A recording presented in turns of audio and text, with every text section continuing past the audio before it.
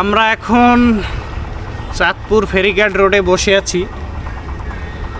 বসে থাকার কারণ আছে, সেটা হচ্ছে এখানে দুইটা মোড় আছে। আমি তো আসছি আরও 10-15 বছর আগে।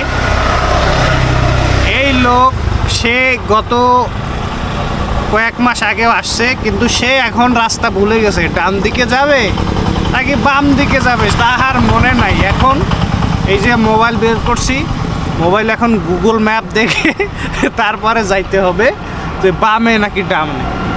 সো গাড়ি ঘোড়া টোটালেই নাই এখানে। এখন ফেরি আদৌ চলে কিনা জানি না। আর যদি ফেরি না চলে কোনোভাবে, তাহলে তো অবস্থা খারাপ। তারপরে আবার চট্টগ্রাম চলে যাব, আবার ওখান থেকে রওনা দিব ঢাকা হয়ে আসতে হবে। ঠিক আছে, তো মোটামুটি এই রোডটা অনেক ভালো, মানে অনেক সুন্দর রোডটা।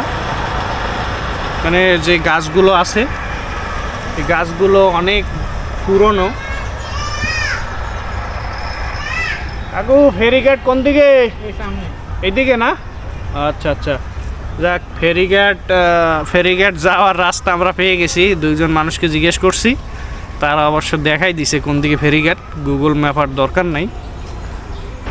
আমার যে এই যে ব্যাগ, এই ব্যাগের ওজন হচ্ছে অনেক, অনেক ভারী জিনিসপত্র আছে।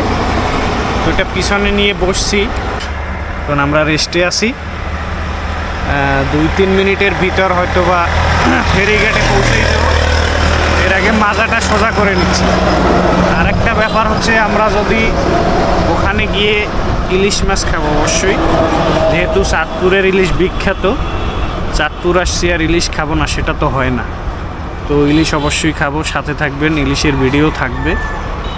ঠিক আছে, আজকে এ পর্যন্তই। আল্লাহ হাফেজ।